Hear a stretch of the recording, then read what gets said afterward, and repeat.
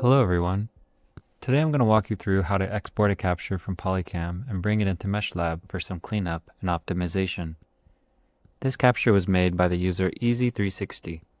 This account has tons of amazing captures, and I think that they are one of the most elite Polycam users. Before exporting, I like to handle the rescaling inside of Polycam. To do that, click the measuring tool and mark out a measurement of something that is a known or standard length. For example, I'll take something familiar like a parking space and set it to an average size of about 2.4 meters. Once I've entered that, I just tap Rescale, Save, and then Sync Capture. Now let's export. Go to Details, Download 3D Model, and choose the OBJ format. With MeshLab open, go to File, Import Mesh, and choose the mesh you just downloaded.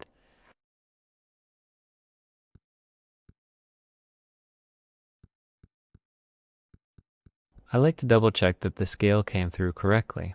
To do that, click the measuring icon, the little tape measure, and measure the same distance that we used earlier. If it matches, we're good to go. To help the remeshing algorithm that we'll do later, go to Filter, Cleaning and Repairing, and Merge Close Vertices. This will help us in the later decimation. It's important to note that MeshLab does not have an undo function, so before making more changes, right-click in the Layers panel and select Duplicate Layer. That way you always have a backup. For inspecting the mesh topology, I recommend checking out the Radiant Scaling render mode and toggling between face shading and vertex shading.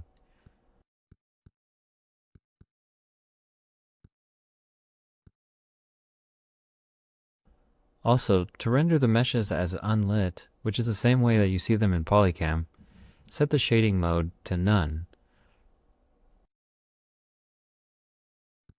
To bring up the UV map, go to Render, UV Texture Parameters, and notice how there are thousands of tiny little UV islands. This can be simplified and make editing the texture later a little easier. Let's simplify these UVs using texture defragmentation. Go to Filter, Texture, Texture Map Defragmentation. Setting the UV length target as a lower decimal will help give you more simplified UV islands, but it will take longer to compute. This setting of 0.25 took me about 2 or 3 minutes to process. Once it's done, you'll notice that the UV map is much cleaner and easier to work with. To toggle the visibility of mesh layers, simply click the eye icon to the left of the mesh in the Layers panel.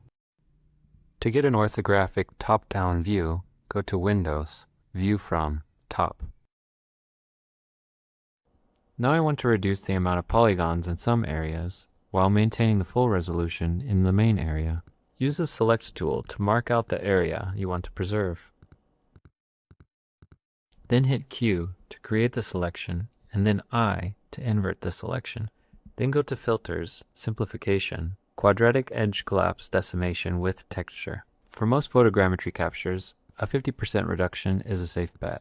Make sure to check Preserve Boundary of the mesh, and simplify only selected faces. Then hit Apply. Let's compare the decimation by checking on the wireframe. But first, to unselect the vertices, you need to click back into the Selection tool and then hit D on the keyboard. However, if you wish to decimate a lot more, you can leave the selection and simply run the filter again. For a capture like this with a lot of flat area, you may also consider trying planar simplification. When you're ready to save, go to File, Export Mesh, and save your optimized mesh. Or if you want to save as a copy, choose Export Mesh As.